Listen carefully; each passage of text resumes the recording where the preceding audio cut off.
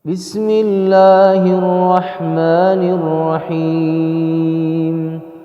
Bismillahirrahmanirrahim. Assalamualaikum warahmatullahi wabarakatuh. Innal hamdalillah nahmaduhu wa nasta'inuhu wa nastaghfiruh wa na'udzu billahi min shururi anfusina wa min sayyiati a'malina. May yahdihillahu fala mudilla lahu wa may yudlilhu fala hadiyalah. Ashhadu an la ilaha illallah wahdahu la syarika lah wa ashhadu anna Muhammadan abduhu wa rasuluhu la nabiyya ba'dah. Allahumma salli wa sallim wa barik ala habibina wa syafi'ina Muhammadin wa ala alihi wa sahbihi ajma'in, amma ba'du.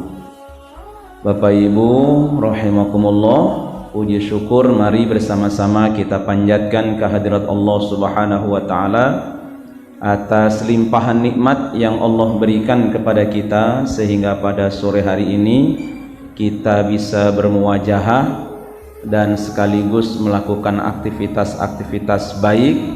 Mudah-mudahan beriring ridha Allah Subhanahu wa taala, apapun yang kita lakukan seharian ini Allah catat sebagai amal soleh kita di hadapan Allah Subhanahu wa taala. Shalawat ma'assalam mudah-mudahan senantiasa Allah limpahaturkan untuk junjungan kita Nabi Muhammad sallallahu alaihi wasallam. Ya, sore hari ini saya tadi habis ngajar, saya di WA oleh istri saya diingatkan bahwa sekarang jadwal saya di Jamasbah. Makanya saya baru tahu juga temanya tadi itu.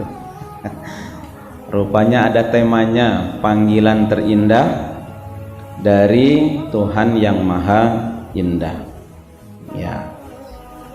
Banyak panggilan memang dalam Al-Qur'an, kata seru itu ya.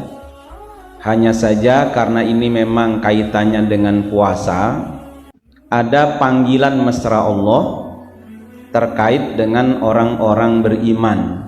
Dalam Al-Quran itu ada 89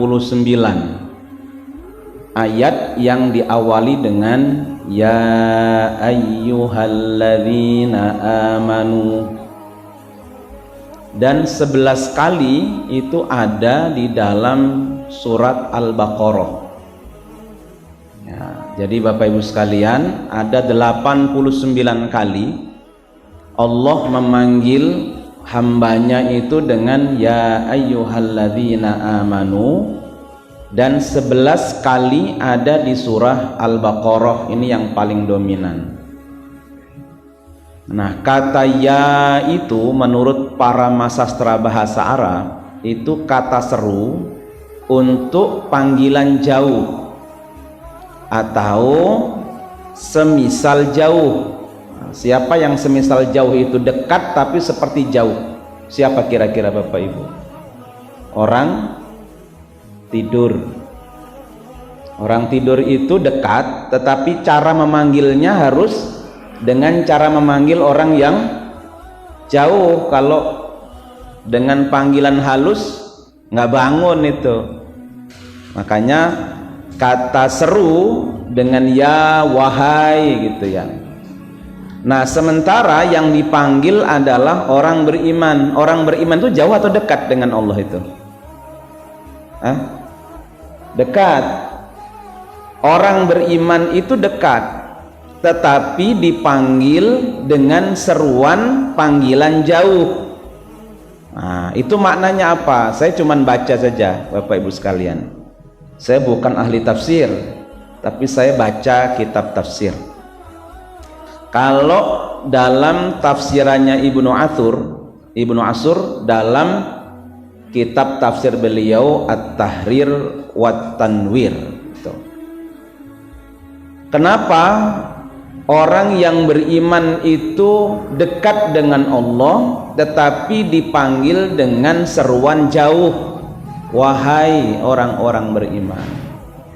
Kata Ibnu Ashur itu untuk menunjukkan bahwa orang yang dekat, orang beriman dipanggil dengan seruan jauh itu, informasi yang akan disampaikan kepada orang yang beriman itu adalah informasi yang penting dan untuk menimbulkan kesan yang berbeda dengan panggilan-panggilan pada umumnya. Jadi maka setiap nanti ada ayat diawali dengan ya ayyuhalladzina amanu yang jumlahnya ada 89 itu dalam Al-Quran, pasti informasinya informasi yang penting, yang kadang-kadang sulit informasi itu diterima dan diamalkan kecuali hanya oleh orang yang beriman saja. Yang tidak beriman, dia tidak akan sanggup menangkap pesan tersebut atau dia akan kesulitan. Makanya kalau dalam Al-Quran sering ada ayat-ayat yang berulang di beberapa ayat ya, tentang ini diulang di ayat yang lain, surah yang lain, tetapi khusus terkait dengan informasi yang didahului dengan ya ayyuhalladzina amanu, tidak ada informasi yang berulang.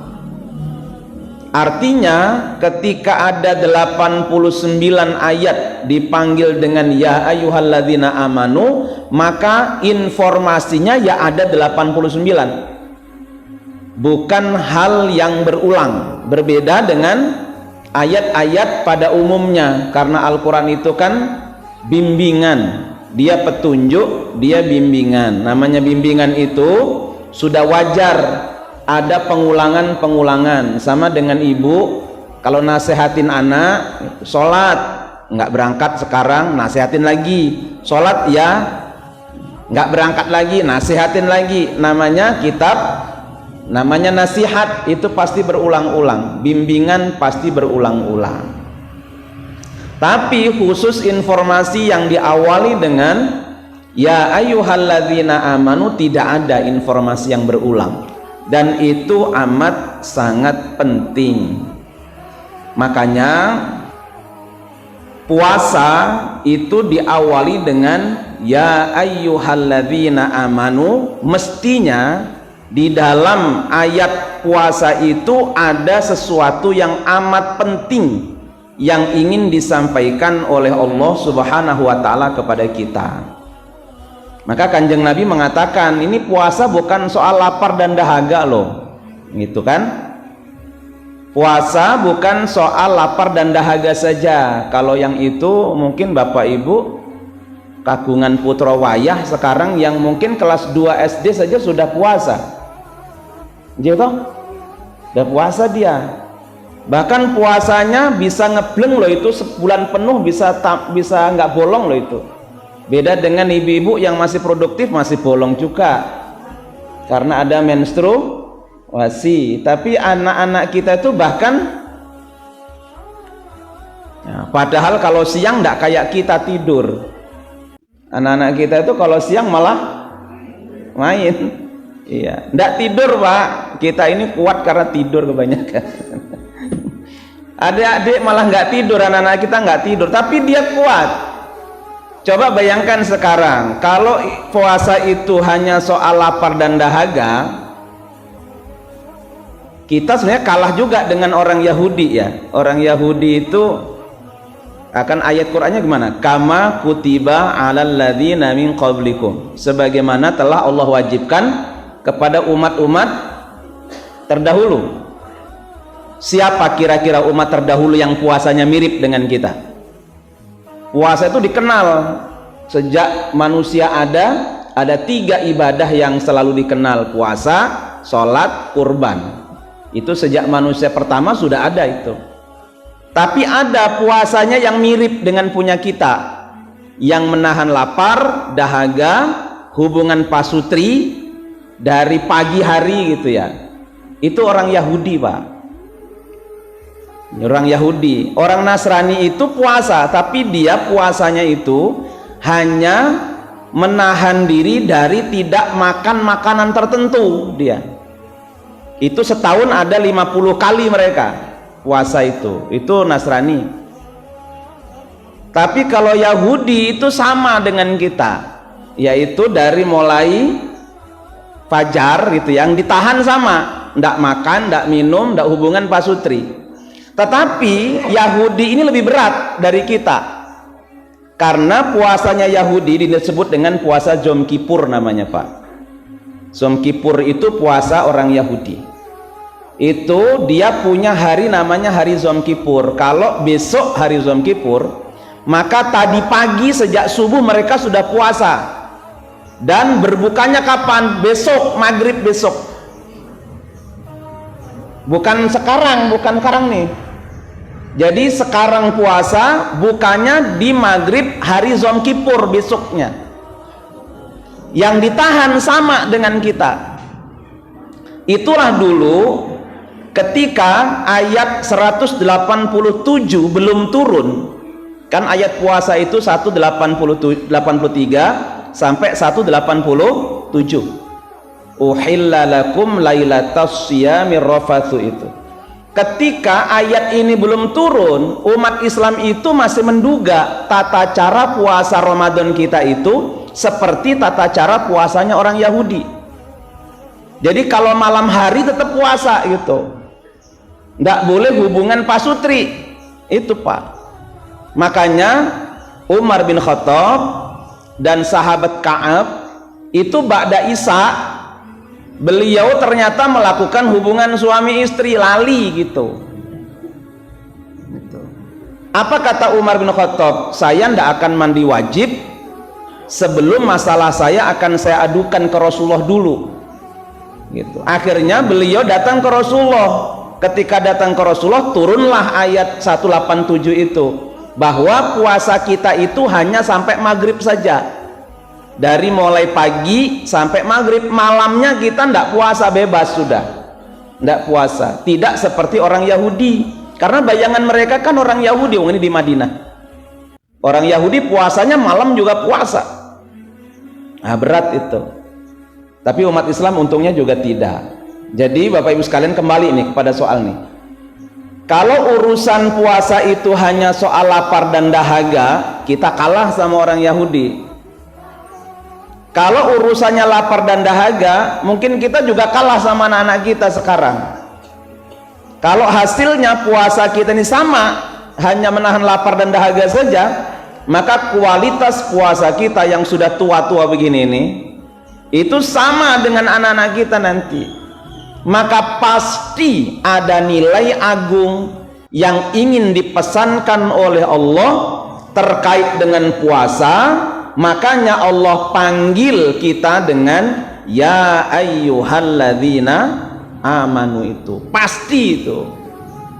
Nah, disitulah kita bisa baca dari banyak keterangan para ulama.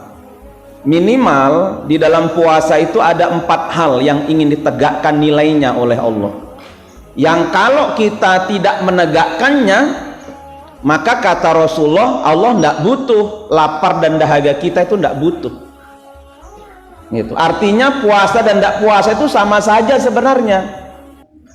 Kita ini kalau 4 nilai ini tidak ditegakkan, apa nilai itu dari puasa itu?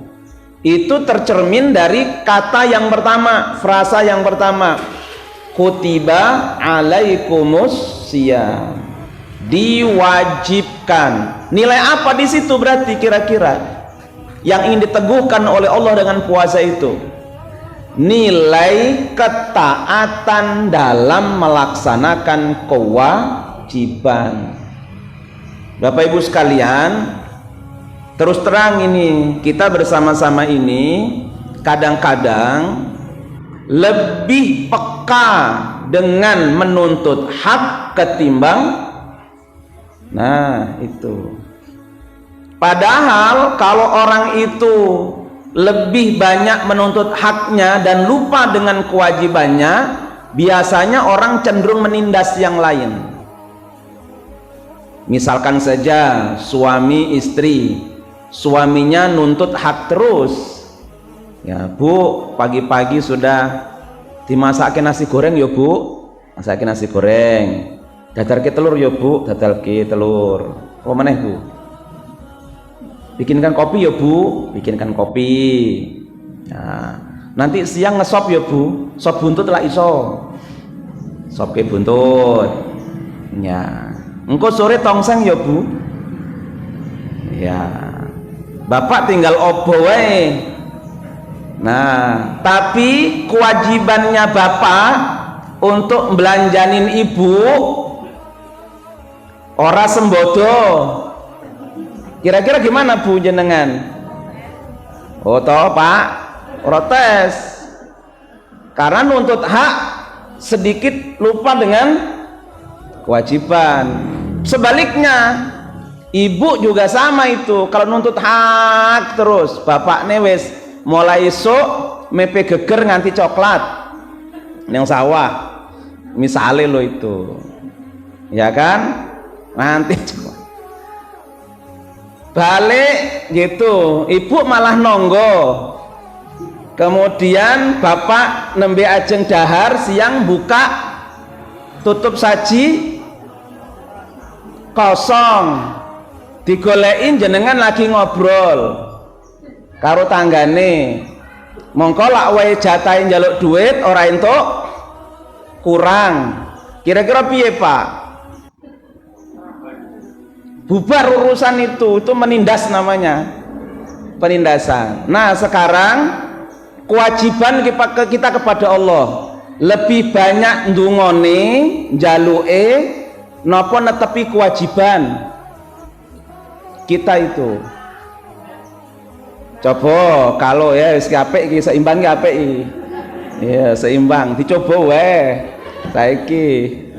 Ya lek ndonga ya Allah, pertama napa? Berikan usia yang panjang. Nggih. Ya, cukup?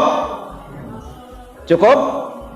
Belum, ya Allah yang panjang dan wis cukup?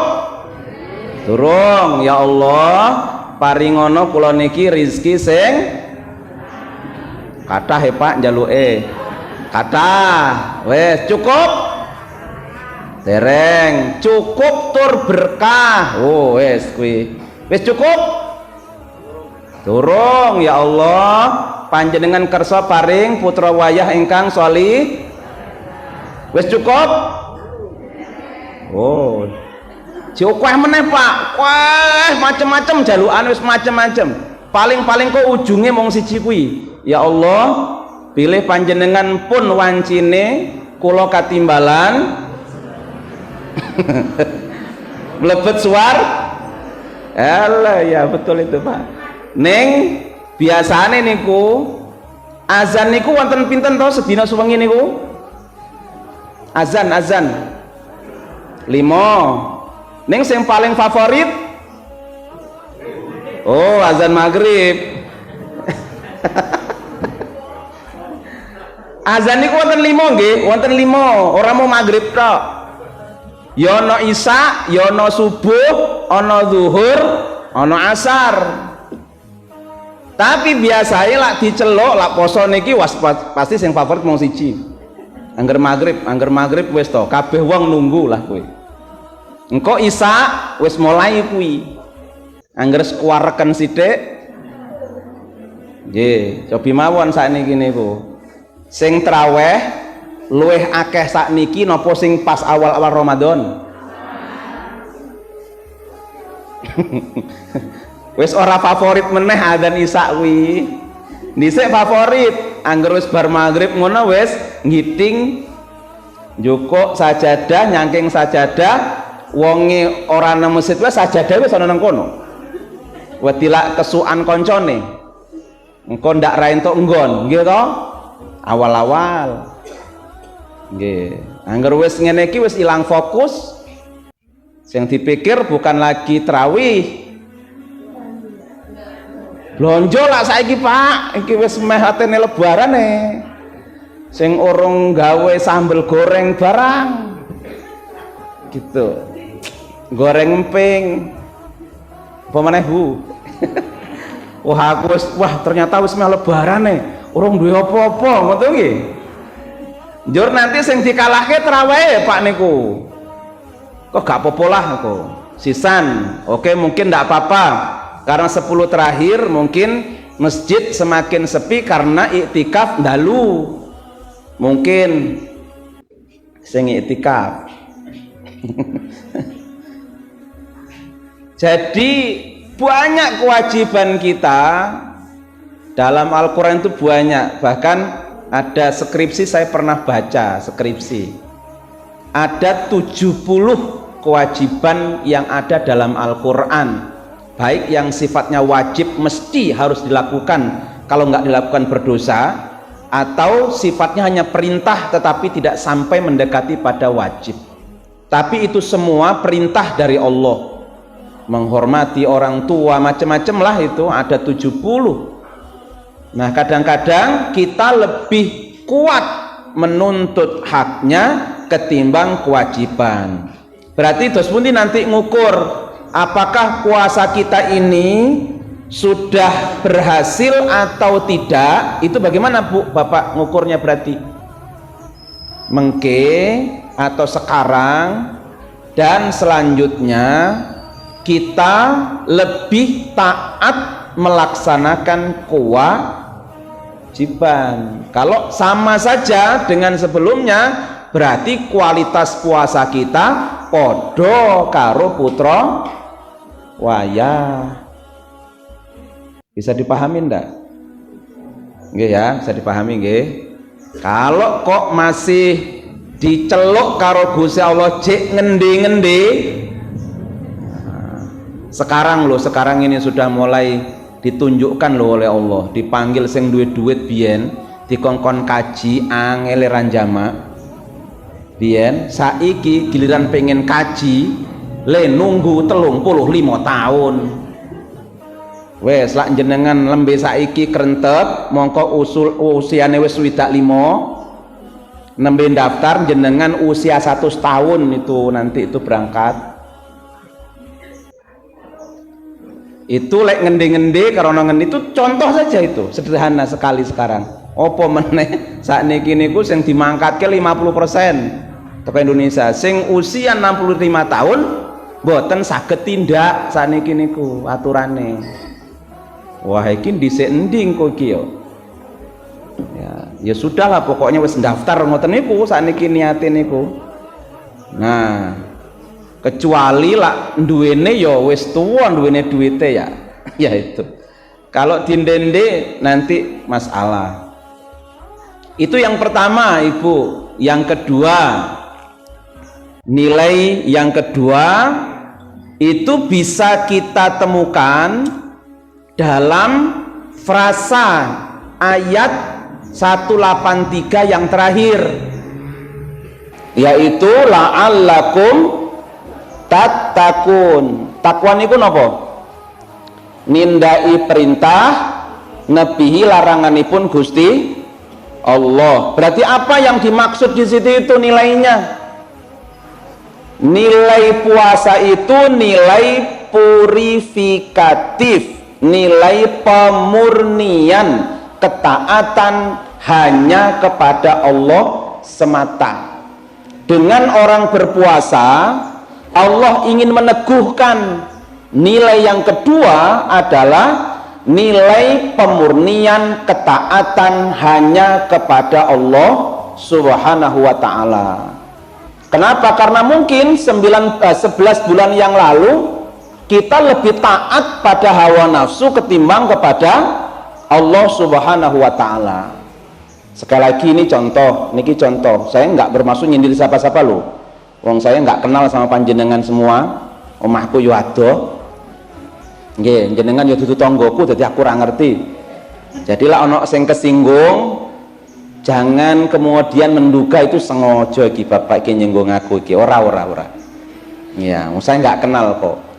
Ini saya, makanya saya cerita saya sendiri. Ini contoh nggih.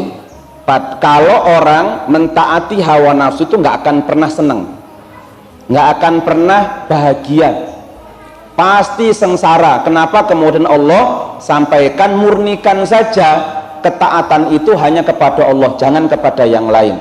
apalagi kepada hawa nafsu atau setan. Ini contoh, mentaati hawa nafsu itu contoh yang akan bawa kesengsaraan. Kula niku duwe motor rada apik nukokke bojo. Kadang kalau saya pakai motor itu ya seneng, kepenak motor itu tadinya. Ning angger kula niku disalib karo motor sing anyar, mak teratap ngono Ibu. Motor kula sing apik wau niku, lek disalib motor sing luwih apik sing anyar, keluaran baru, mak teratap ngoten ati kula niku. Apik men ya. Nah, balik kula teng omah niku langsung browsing teng internet ndelok iki mau motor apa ya? Honda kaya iki. Ah, Honda delok, Honda sing anyar apa ya? Oh, iki to mau sing nyalip aku regane piro ya? Ngoten niku bare niku. Nah, wis ngerti regane baru golek selah jelaske nang bojone. Golek waktu, momentum sing apik jelaske nang bojone. Oh, wis meh adzan to iki. Ya lagi ceramah wis meh adzan iki piye iki? Setan. Nggih. Terus setiap saya jalan pakai motor tadi serapati kepenak motor kula niku sing lawas wau niku. Ana sing muni apa rasane wis ora kepenak kae. Ah, baru kula rembukan kali bojo kula. Mi. Motor serapati kepenak Mi, gampang muni wae. Kaya meh nang bengkel iki kaya iki. Ganti wae piye Mi? Ganti wae piye? Jek apik ngono lho Bi, daripada nang bengkel engko biayane akeh. Wis to, ndak malah repot engko, piye diganti sing anyar wae piye? Ya terserah Bi, lah didelok sik tabungane no pira. Didelok tabungane rong pati cukup Pak. Rong pati cukup iku kurang sithik. Ah, piye Mi? Kurang sithik Bi iki Bi? Lah utange dhewe dek wis karek piro, wis meh bot sih gitu, piye lak dijerokke meneh wae gitu. Akhirnya jerokke Pak, ulep ngoten niku, balik nggo motor anyar. Wah jan kepuenak kae motor anyar niku kepenak teng. Kula isi-isi ngoten niku tangga kula lewat niku malah wah Pak Nur motornya anyar nggih, sae banget wah seneng banget nang ati kula niku, dipuji wong seneng banget. Nafsu neng tanggal selawe niku wayahe ngangsur iki masalah nang kono kuwi Pak. Ketika wayahe ngangsur niku lah niki wis mulai mumet niku, kula tunggu-tunggu mau sing muji mau melurunan rayo, ternyata tangga kula wau sing muji niku mboten melurunan, dhek mau muji tok niku. Ternyata mumete mung disangga. Waduh kowe piye iki Mi? Wayahe ngangsur ya piye Bi wayahe ngangsur ya disaurno, diangsurno. Lah engko blonjone piye? Ya abi golek menehno, golek tambahan menehno. Waduh. Kudune wis penak le turu dek nggih. Sakniki kudu kerja lebih keras lagi. Itu baru motor lho wujudnya lho. Coba kalau sekarang luwih dhuwur meneh, mobil, omah, macam-macam itu silahkan dituruti, itu semua itu ikuti hawa nafsu, pasti kita tidak akan bahagia. Nah sementara itu Allah sudah sindir kita itu dalam Al-Quran, afamanit takhadha ilahahu hawahu. Begitu banyak orang itu yang ketaatannya itu bukan kepada Allah, ketaatannya kepada hawa nafsunya. Nah Bapak Ibu sekalian, berarti yang kedua ini tanda bahwa puasa kita itu berhasil, kita lebih condong kepada ketaatan kepada Allah ketimbang kepada hawa nafsu. Nah, kalau nafsunya masih lebih kuat daripada dorongan untuk taat kepada Allah, berarti kualitas puasa kita, padha karo putra wayah, entuke mung ngelih karo ngelak. Loro wisan, padha ana 12 lho iki. Lagi loro wis meh magrib. Telu, saiki telu. Yang ketiga, untuk tidak saya mengutip hadis yang kualitasnya sangat buruk. Ada hadis yang biasa dibaca tapi ini bukan alasan saya. Ya, sumu tasihu, puasalah engkau akan sehat, itu ya. Hadis kualitasnya sangat rendah sekali. Saya tidak menggunakannya walaupun dalam praktek isi hadis itu cocok dengan ilmu kesehatan. Memang orang yang puasa itu akan sehat. Katanya, katanya saya bukan dokter ya. Kemarin di Islamic Center itu kajian duha itu mengundang Ustadz Agus Taufikur Rahman, Dr. Agus Taufikur Rahman. Beliau menyampaikan, karena beliau dokter itu ya, katanya di PKU itu angger wis poso niku pasiennya menurun, bukan semakin naik tapi menurun. Angger poso niku menurun. Nah itu mungkin korelasinya itu. Lek poso iki sing biasa mah itu ternyata ya ora mah iki. Mungkin bapak-bapak sing cik produktif lah bengi mae kumat moh mah wae. Iya, tapi menurun katanya, kata beliau ya. Nah, mungkin korelasinya begitu. Tapi saya hanya akan menyampaikan pendapat dari ulama besar, Syekh Waliullah Ad-Dihlawi. Beliau itu ahli tasawuf, ahli filsafat, ahli fikih, ahli hadis. Kitabipun kathah tur dikaji teng pondok-pondok biasae. Nah, kata beliau, puasa itu semacam tiryak. Tiryak itu pembersih racun-racun setan. Ya, tiryak, pembersih racun-racun setan. Bahasanya anak sekarang, bahasanya Ustadz MC ini, itu detoksifikasi spiritual. Nah, atau apa ya, pembersih racun-racun yang ditinggalkan setan yang mengotori hati kita itu dengan puasa. Maka puasa itu tiryak. Orang yang berpuasa itu bisa membersihkan noda-noda yang ditinggalkan oleh setan itu. Ini kalau puasanya tentu puasa yang serius, yang benar. Makanya Kanjeng Nabi niku lebih banyak atau memperbanyak doa ketika bulan Ramadan begini ini. Doanya adalah apa Bu? Bapak? Allahumma innaka afuwun tuhibbul afwa fa'fu anni. Ya. Allahumma innaka afuwun, ya Allah, engkau zat yang maha pemaaf. Maaf niku apa? Afun niku apa bahasa Arab? Afun maknanipun, afun itu menghapus, kan gitu tuh makna bahasa Arabnya. Maka doa itu harapannya dengan kita puasa berupaya membersihkan racun-racun setan, juga kita bermohon agar Allah juga berkenan untuk membersihkan hati kita ini dari noda-noda dosa-dosa yang kita lakukan yang diakibatkan oleh dorongan setan atau hawa nafsu tadi itu.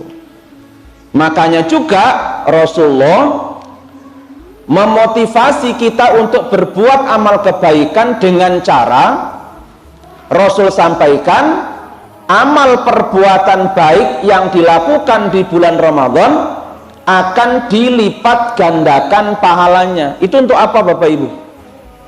Untuk memotivasi kita agar kita itu termotivasi untuk melakukan kebaikan. Makanya bisa kita lihat di bulan Ramadan itu ya, di bulan Ramadan kebaikan itu berbeda rasanya dengan di luar bulan Ramadan. Walaupun ada ya yang menyampaikan kepada kita, mari kita hidupkan tradisi Ramadan di luar bulan Ramadan. Nah, itu jelas tidak bisa, Pak. Ya, nang Ramadan ono traweh, di luar Ramadan ora ono traweh kuwi. Lah jenengan ate nyelenggarake traweh boleh ndak? Ya boleh, tapi ya rada rapati wangun ngono lho. Ya engko bengi-bengi wae lak ku ya. Engko barisaan, mari kita hidupkan tradisi seperti di bulan Ramadan. Jangan sampai kendor, jangan kasih kendor. Wis bar takbiran, isyaan, traweh. Syawal, barisa, traweh. Wah ya jelas orane koyoke. Ya ra ono nang masjid-masjid koyoke niku. Angger barisa terus traweh gitu. Nanti habis isya, habis traweh tadarus ya. Nang masjid-masjid bulan Syawal hidupkan tradisi di bulan Ramadan gitu ya. Darus. Paling-paling kok darusnya diganti bar maghrib. Itu pun di beberapa masjid tok. Ora roto kados le Ramadan bar traweh iku biasa ya. Nggih to, Bu? Nggih jenengan wonten bar isya ngono terus darus terus ana sing jabur barang. Gak ono. Iya. Ra ana sing jabur, wong sing bar maghrib di luar bulan Ramadan juga begitu kayaknya. Nggih. Ora ana sing jabur. Terus ada ndak kajian menjelang berbuka di masjid-masjid loh? Ono tae, ono opore itu. Mboten wonten nggih. Ya kadang ya di beberapa masjid aja itu. Ono ning beberapa masjid ning mboten rata. Nggih, beberapa masjid ada memang buka bersama pada saat puasa Senin, Kamis wonten kajian. Ya Senin mung Kamis niku tok. Ngen kula niku Sabtu Minggu. Teng masjid kula teng Islamic Center niku Sabtu, Minggu, Senin, Selasa, Rabu, Kamis, Jumat. Iku buka bersama terus, pengajian terus. Memang berbeda ini. Ya, memang berbeda. Kalau menghidupkan tradisi di bulan Ramadan, dihidupkan di luar bulan Ramadan memang sulit, tapi semangatnya bisa loh dalam bentuk yang lain. Apa itu semangat? Apa itu? Semangat memelihara kebersihan hati. Itu bisa, saya yakin nilai itu bisa. Kan tadi nilainya itu Rasul menyampaikan bahwa perbuatan baik di bulan Ramadan akan dilipat gandakan. Agar apa itu? Agar hati yang bersih tadi segera diisi dengan kebaikan. Makanya selepas Ramadan itu bisa Idul Fitri, kembali kepada fitrah kita, fitrah ketuhanan kita. Itu bukan lebarannya itu yang paling heboh yang raposo. Nggak sing poso biasa-biasa mawon gitu. Lebaran ya biasa mawon. Besok salat Id ya salat Id ngoten niku. Wo, lak sing raposo niku peng-pengan lho, Bu. Saiki lek tuku klambi wis walah wis ngantri nang mall barang. Nggih. Wis daftar wisata sing dikunjungi wis ana. Lak jenengan kan ra mikir. Sing mikire kon rampung poso gitu ya, nyawal wis rampung gitu. Wah, nggak apa-apa, kita nggak rame-rame lebaran juga nggak apa-apa. Yang penting hati kita fitri. Nah, lebaran hati kita itu yang penting. Itu 3 nilai. Nilai yang pertama apa, Bu, tadi, Bu, Bapak? Kok lali kok. Ki angger wis cep mepak ngene iki njur lali kabeh modele. Iya, nilai yang pertama yang ingin diteguhkan oleh Allah dengan puasa, nilai ketaatan menjalankan kewajiban. Bahasa anak sekarang nilai normatif. Tuh. Yang kedua, pemurnian ketaatan. Bahasa anak sekarang purifikatif. Yo lah ranggo pulpen yo lali paling. Kok komah mesti lali. Ya, ya wes, nilai pemurnian ketaatan. Yang ketiga, Bapak Ibu sekalian, nilai apa? Halo? Nilai apa? Pemeliharaan. Pemeliharaan apa? Hati kita supaya tetap jernih bening.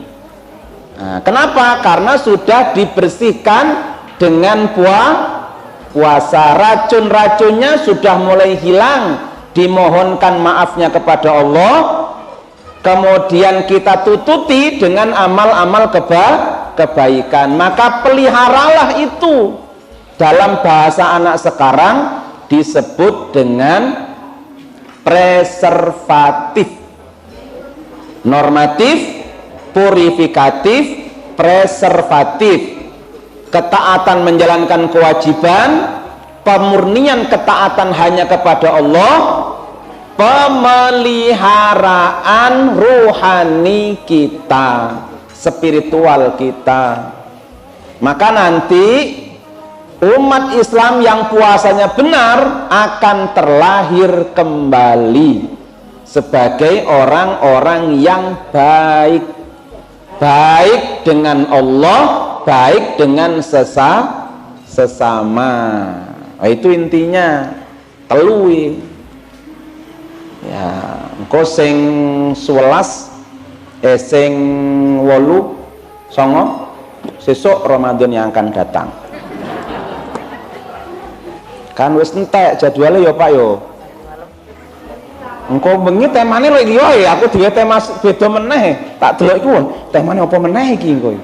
Wong kula niku mikir-mikir mau nang mobil iku. Lah kula ndelok diwahi bojoku diinformasike, "Bi, engko aja lali nang jam asbah." Tak buka nok temane, ana mobil kula mikir apa iki ya itu. Iya. Nah, iki mikir meneh bareng Ustaz untuk yang nanti malam.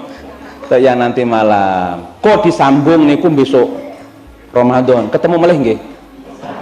Ya, mudah-mudahan Allah panjangkan usia kita, disehatkan gitu, dan dipertemukan kembali nanti dengan Ramadan yang akan datang. Tetapi tetap semangat kita, Ramadan yang ini harus lebih baik dari Ramadan tahun lalu. Dari mana kita bisa lihat lebih baik? Kalau besok angger azan langsung tindak lo, ora dindende lo, 5 orang mau maghrib kok, nggih ana 5 azannya 05. Terus kewajiban apa lagi? Banyaklah, zakat juga kewajiban gitu, sedekah, agi-agi niku. Berarti lebih baik tuh. Nah, oh ini azan, ini suara yang kita tungguin. Iya, jadi ini azan yang paling favorit selama bulan Ramadan. Matur nuwun, kirang langkungipun kula nyuwun ngapangapunten. Assalamualaikum warahmatullahi wabarakatuh.